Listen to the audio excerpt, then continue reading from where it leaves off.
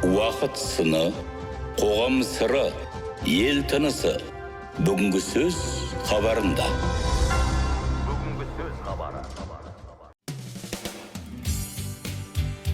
Қайырлы күн ағайын. Бүгінгі сөз хабарын біз қандай ауруды емдейміз деген тақырыпта таракалды хирургияға арнап отырмыз. Микрофон алдында журналист Гүлбану Алпамысқызы және сізбен бізді байланыстырып хабарымызды тікелей толқынға қосатын эфирлік дыбыс инженері Ерхат Қуанышұлы.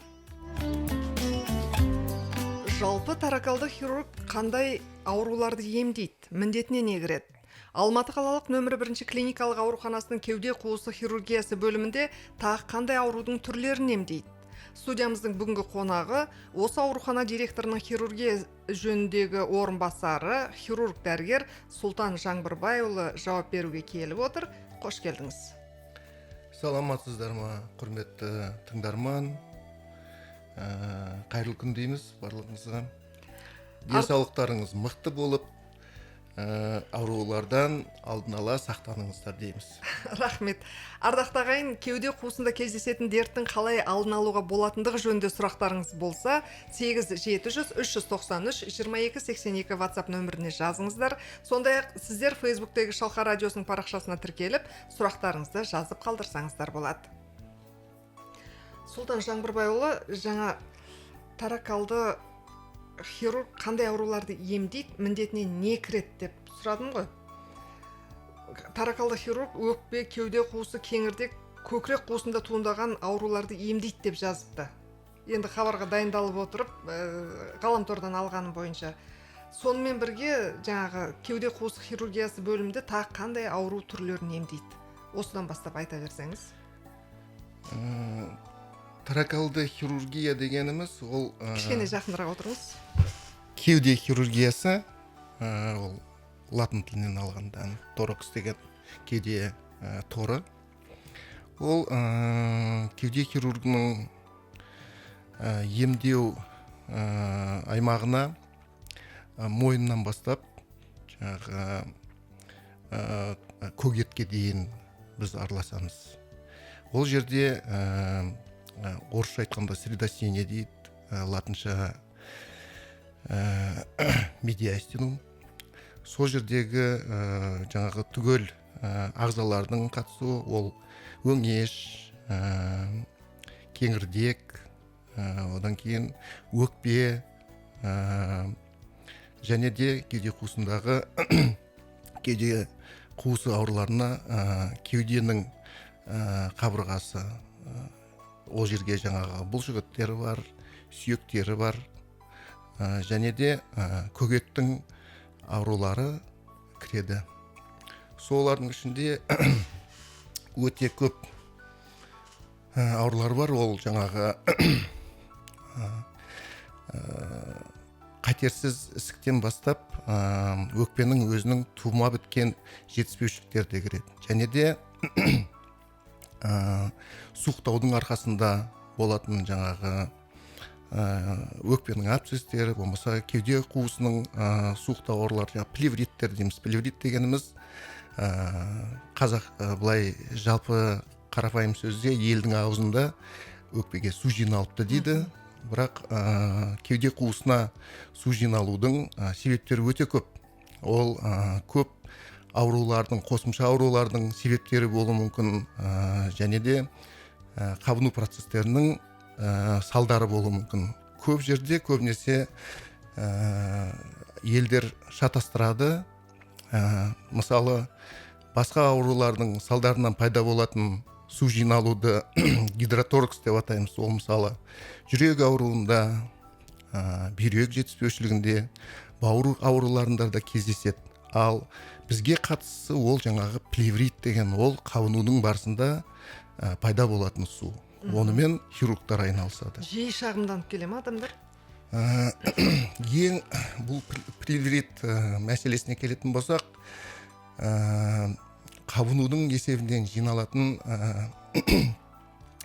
плевриттер ол таза бактериалдық түрде қабыну, және де кездесетін метастатикалық плевриттер. Оның 70% туберкулездік плевриттер кездеседі, жалпы плевриттердің ішінде. Біздегі бір проблема, науқастар жалпы плевритті емдеп жүріп, көп уақыт жоғалтып алуы мүмкін, шатасып. Соның ішінде жаңағы атап өтетін туберкулездік плеврит. Оның бірде-бір шешімі диагностикалық тексеру, торакоскопия. Сол жерден көзбен, ол диагностикалық және емдік торакоскопия деп аталады. Ол жерде көзбен көріп, және де биологиялық материал, сол жердегі өзгерген тоқыманы біз гистологиялық тексеруге жібереміз. Сонымен қатар біздің кеуде хирургиясында емделетін өте көп, мысалға біз енді Қазақстан аграрлық не болғаннан кейін, бізде ауыл шаруашылық, мал шаруасы болғаннан кейін паразитарлық ауруларда өте жиі кездеседі. Соның ішінде жаңағы эхинокок, жалпы халық аузында ол тас құрт дейді, жылауық құрт дейді. Сіз бір леппенен бүкіл ауруды бірден айтып бергіңіз келіп отыр ғой. Кішкене сабырға келіңіз. Жалпы қанша науқас келіп ем алады? Дәл қазіргі уақытта біздің қалада бюджеттік мекемелерде тек қана бірінші қалалық ауруханасында жеке кеуде хирургиясы бөлімшесі бар. Және де кеуде хирургиясы бөлімшесі хирургия институты Сызғанов атындағы, сол жерде бар.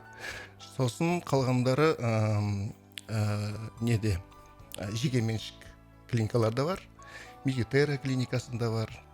Торакальды хирургияның осы қала тұрғындарына қызмет жасайтын. Ал сіздерге ше, жылдың қай мезгілінде осы көкірек қуысы, өкпе қуысына байланысты науқастар жиі келіп шағымданады? Біздің аурухананың бір ерекшелігі бар. Бірінші қалалық клиникалық ауруханасында осы қаладағы пульмонологиялық орталық 100 төсек орынға арналған. Соның қасында бізде сол ауруханада торакальды хирургия 15 төсек орынға арналған. Торакальды хирургияның науқастарының келіп кетуі ол жаңағы ауа райына немесе жыл мезгіліне байланысты емес. Таңдамайды ғой жыл мезгілін. Себебі біз ол жерде жоспарлы хирургиялық көмек көрсетеміз.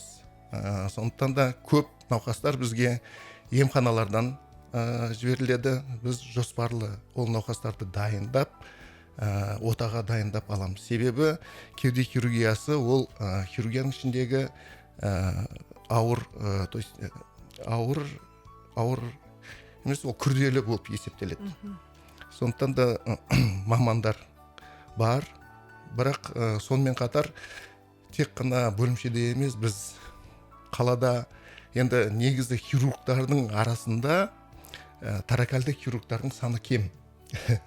Осы бүкіл Алматы қаласына менің зерттеулерім бойынша 23-24 қана таза торакальды хирург. Ол туберкулездік торакальды хирургтарды және онкологиялық торакальды хирургтарды есептемегенде. Кадр тапшылығы бар ғой сонда? Кадр тапшылық деп айтпаймыз. Кадрмен жалпы жаңағы төсек орындарға есептегенде біз кадрмен жеткіліктіміз, бірақ ондай хирургтар өзі саны аз. Мысалы, басқа ауруханаға келіп түсті, сіздерге жеткізуге мүмкіндігі жоқ. Шақырып ота жасайсыздар ма? Шақырған кезде барасыздар ма сіздер? Бізді айтып отырмын ғой, тағы да ескертіп айтайын, біздің бөлімше жоспарлы хирургиялық көмек көрсету бөлімшесі. Сондықтан да біз 15 қана төсекпіз. Жалпы қала бойынша бізде үлкен көп салалы, көп профильді үлкен ауруханалар бар. Ол жерде міндетті түрде шұғыл көмек жалпы хирургтармен көрсетіледі. Ол жаңағыдай жарақаттар, үлкен мегаполис болғаннан кейін бізде ең көп түсетін жарақат, және де іріңді қабыну, жаңағы эмпиема, абсцесс деген науқастар біріншілік шұғыл түрде олар жалпы көп салалы ауруханаларға түседі. Ең түсінікті болды. Мына жерде өкпеден қан кетсе, сіздер көмектесе аласыздар ма деген сұрақты жіберген екен Шупар есімді тыңдаушымыз. Өкпеден қан кету ол шұғыл диагноз. Бірақ өкпеден қан кетудің ең бірінші мақсаты оның себебін анықтау. Өкпеден қан кетудің себептері өте көп. Ол бірден бір себебі туберкулездің қабыну өршуі кезінде, және де үлкен кісілерде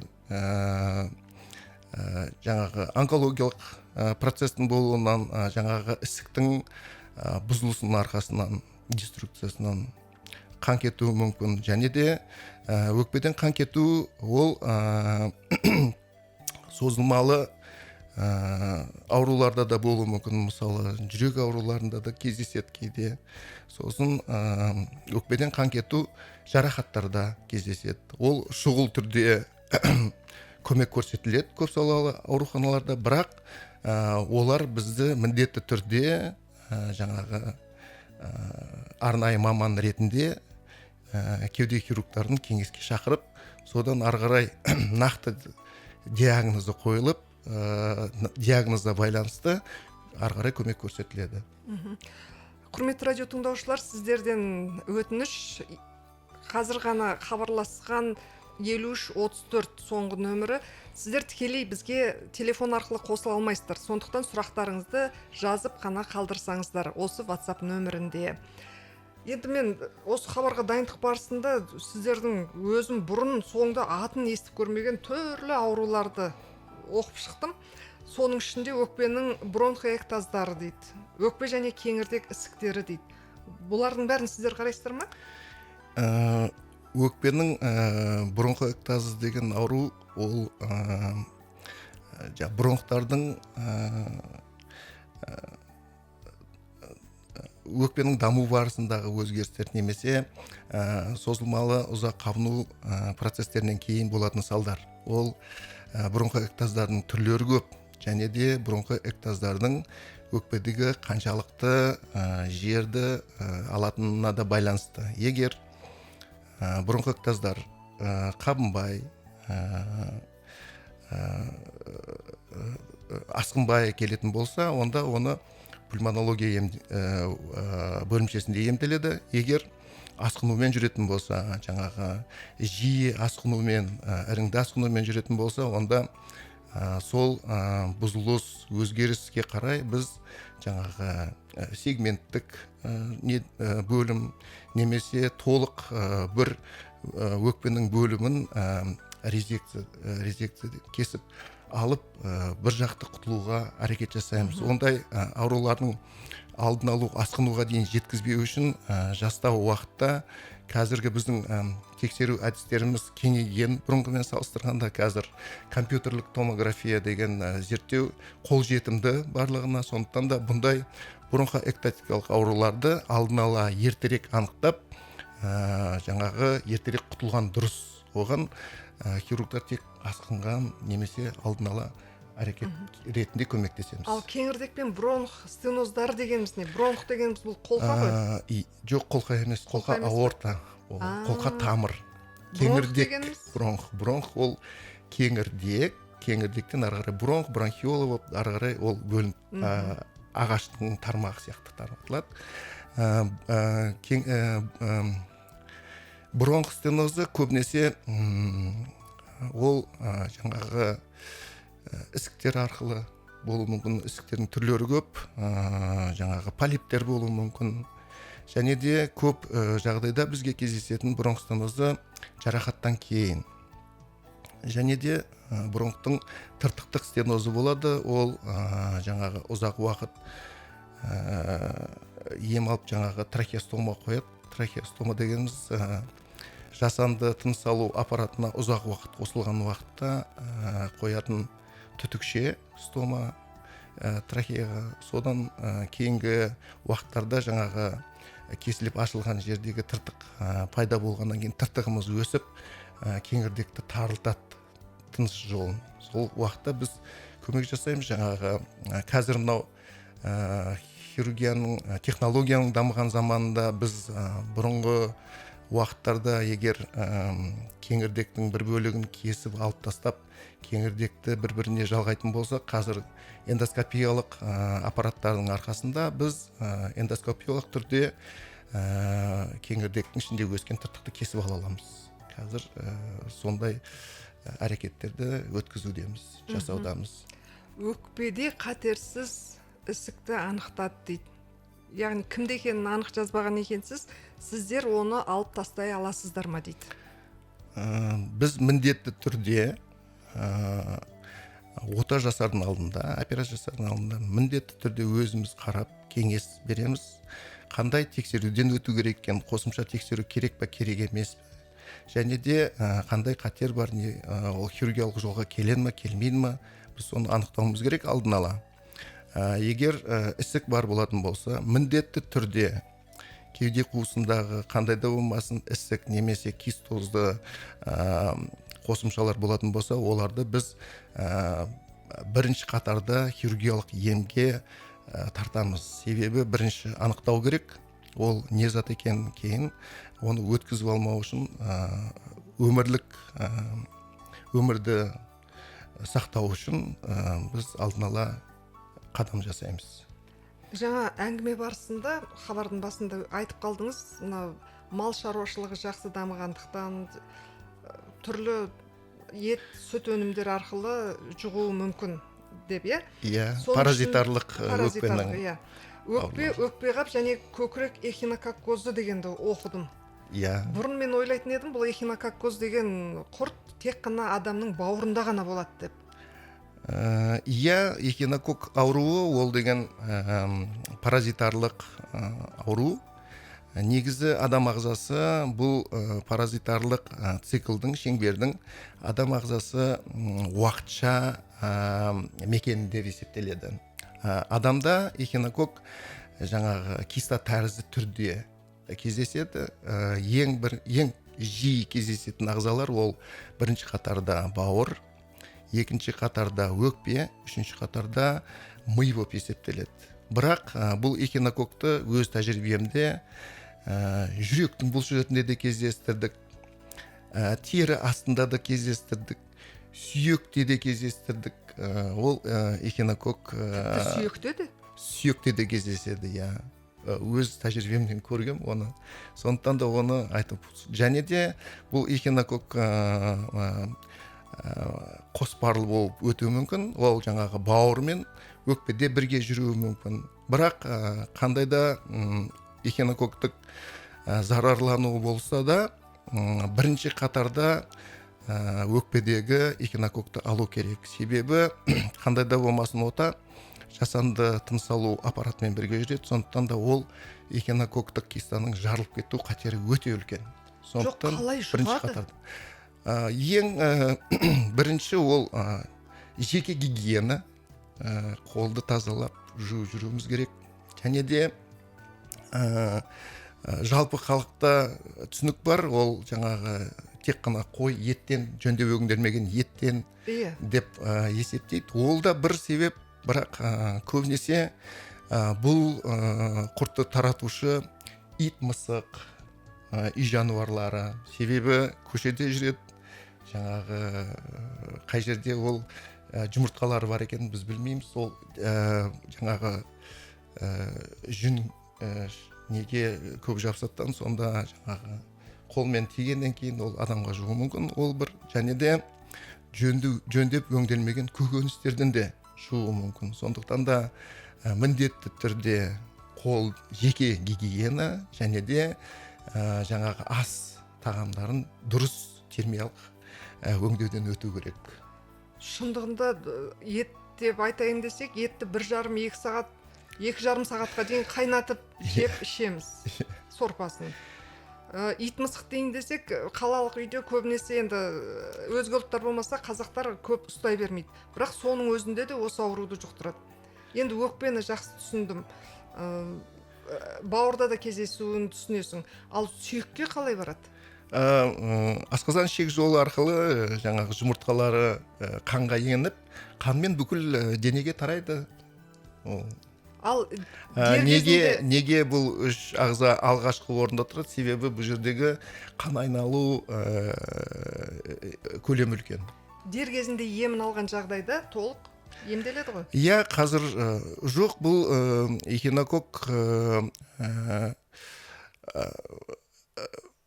эхинококктың бір қасиеті, ол деген жаңағы жұмыртқа түрінде бізге қанға енгеннен кейін біз үлкен киста болғандарын жаңағы тексеру барысында анықтап емдік шара қолданамыз.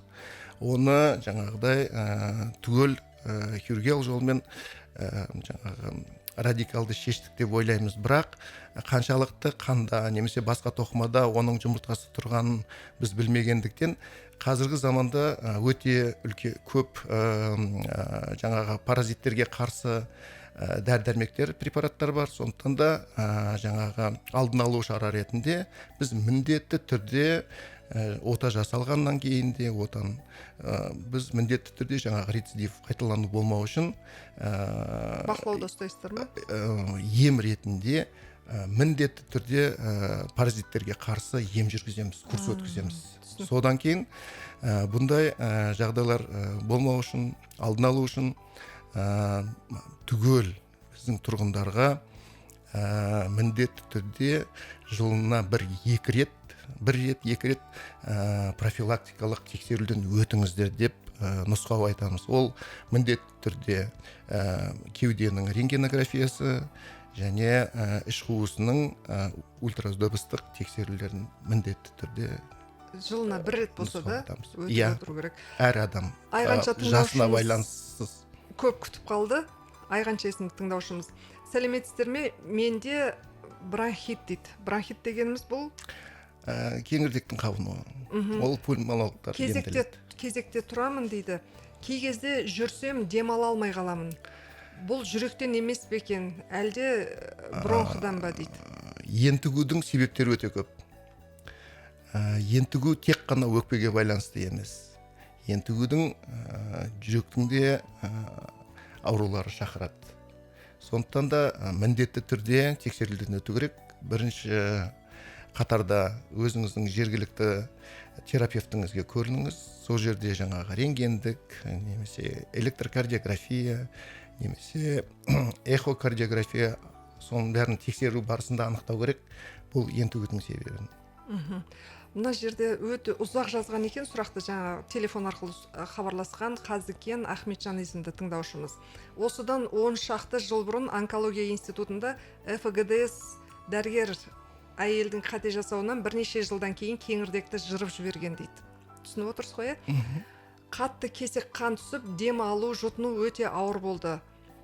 Содан ауруханада лор бөлімшесіне жаттым дейді, антибиотиктер қабылдадым. Жұмысқа шығып кеттім. Жаман ойым болған жоқ. Жылдар өте келе тыныс жолдары аурулармен ауырып емделіп жүрдім дейді. Бір осындай кезде КТ-дан кеңірдекте тесік бар екені анықталды дейді. Ондай да мүмкін ба кеңірдекте? 3 ай бұрын КТ өткен кезде кеңірдекте 3 тесік бар екенін анықтап берді. Кімге барып кеңес алып, ары қарай не істеуге болады? Осыны түсіндіріп берсеңіздер, алғысым шексіз болар еді дейді. Негізі, механикалық, негізі кеңірдек пен өңештің арасында жылан көз дейміз, свиш. Ол көбіне туа біткен ақаулардың біреуі есептеледі. Қалған уақыттағы пайда болған жылан көз, жаңа кеңірдек пен өңештің арасындағы, ол көбінесе механикалық травма салдар болып табылады. Негізі ол диагнозды қою қиын емес, себебі адам үнемі тамақ ішеді, су ішеді, тамақ ішкен уақытта тыныс жолына түскен қандай да болмасын бір тамшы зат, ол деген тітіркендіру шақырып, жөтел пайда болаттығын, ол клиникасы ертерек шығады. Және де жылан көздер болса, оны хирургиялық жолмен емдейміз, ота жасалады. Отаны деңгейіне байланысты, қай жерде болып жатқан, және де жаңа жылан көздің көлемдеріне байланысты, ол жаңағы эндоскопиялық түрде немесе ашық жаңағы түрде ота жасалады. Бұл жылан көз деп отырғаныңыз не? Жылан көз дегеніміз өңеш пен кеңірдек екеуі қасында жақын жатады. және де олар бір-бірімен байланыссыз болу керек, байланыссыз болады. Жаңағы жарақат немесе қабынудың арқасында пайда болған ол жаңағы кеңірдек пен өңештің арасында тесік, былай айтқанда жылан көз. Бұл кісі енді кеңірдекте тесік деп отыр. Оны енді біз бәрі тексеру қажет. Оны жаңағы контрасттық тексеру бар, немесе жаңағы компьютерлік томографиялық тексеру бар. Оны тексеріп анықтау керек, қай деңгейде қандай жылан көз бар ма, жоқ па. Оны жаңағы фиброэндоскопия бар, жаңағы бронхоскопия, эзофагоскопия сөйтіп жақсы. Сол үшін де сұрап отыр ғой, кімге барып кеңес алсам болады деп. Бізге келсе де болады.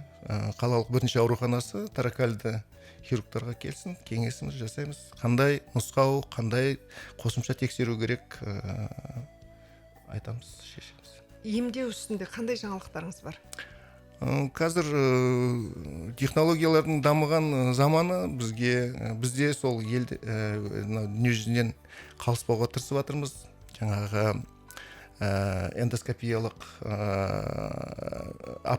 жаңағы құралдарымыз бар. Сол көп оталарды қазір біз эндоскопиялық түрде жаңағыдай бұрынғы уақыттағыдай кең кесіп ашып емес 3-4 тесік арқылы жасауға мүмкіндіктеріміз бар. Ондай оталар жасалып жатыр. Мынау жаңағы кеуде қуысының қатерсіз ісіктеріне жаңағы невринома, шваннома деген бар, тимома деген бар. Сол жаңағы қалқанша бездің ісіктері немесе қалқанша бездің өзінің өзгерістеріне байланысты біз солардың бәрін эндоскопиялық түрде, және де мынау жаңағы өкпенің дамуының бұзылыстарынан пайда болатын немесе созылмалы, жас кезінен бастап созылмалы ұзақ аурулары бар кезде, мынау өкпенің кистозды аурулары бар, жаңағы булездық кисталардың пайда болу, олардың барлығы бізде эндоскопиялық түрде жаңағы 1-2-3 тесік арқылы жасалынатын оталар. Яғни шетел асып, ем іздемей-ақ өзіміздің отандық медицинаға сенім артып, өз елімізде осындай кездескен аурудың бәрін емдеуге сіздердің қауқарларыңыз жетеді ғой? Иә, біздің мамандарда ол шетелге барып, тәжірибе алмасып, сол оталардың түрлерін өзімізде енгізіп, ол оталар бізде де жасалуда. Енді қысқа жауап берсеңіз, мына көкіректің құс тұмсық тәрізді өсуі. Көкіректің мынау баланың жастай кезінде жаңағы витамин жетіспеушілігі ма, немесе баланың өзінің дамуына байланысты жаңағы рахиттің салдары, мысалы, соның салдарынан кеуде торының деформацияларының түрлері бар. Ол жаңағы ішке қарай кіріп кету деформациясы, ол жаңағы етікші төсі деп аталады. Және де оның сыртқа қарай деформациясы, ол жаңағы құс төсі деген сияқты деформациялар бар. Ондай деформацияларды негізі біз бала кезінен анықтап, бала кезінде егер жаңағыдай консервативтік емге, отасыз емге көнбейтін болса, және де функционалды жетіспеушілікке алып келетін болса, онда міндетті түрде ота жасалады жастау кезінде. Себебі кеуденің эластикалық және де адам ағзасының өсу барысында туралануға мүмкіндіктері өте жоғары. Енді өткізіп алған жағдайларда да болады. 20 жастағы кісілерде, 25 жастағы кісілерде сондай деформациямен келеді. Енді оларға да ота жасап, жаңағы пластина қойып, пластика жасаймыз, кеуде торының пластикасын жасаймыз. Сұлтан Жаңбырбайұлы, науқас жандарға жасар еміңіз шипалы болсын дейміз. Абыроймен еңбек ете беріңіздер. Рахмет. Аурудың жақсы жоқ, сондықтан белгісі білінді ме, дәрігерге барыңыз, алдын алыңыз, асқындырып алмаудың жолын қарастырыңыздар. Осымен бүгін хабарымызды аяқтаймыз. Хабарға қатысып сұрақтарымызға жауап берген Алматы қалалық нөмірі 1 клиникалық ауруханасы директорының хирургия ісі жөніндегі орынбасары хирург дәрігер Сұлтан Жаңбырбайұлы. Жүргізген журналист Гүлбану Алпамысқызы. Сау болыңыздар. Сау болыңыздар.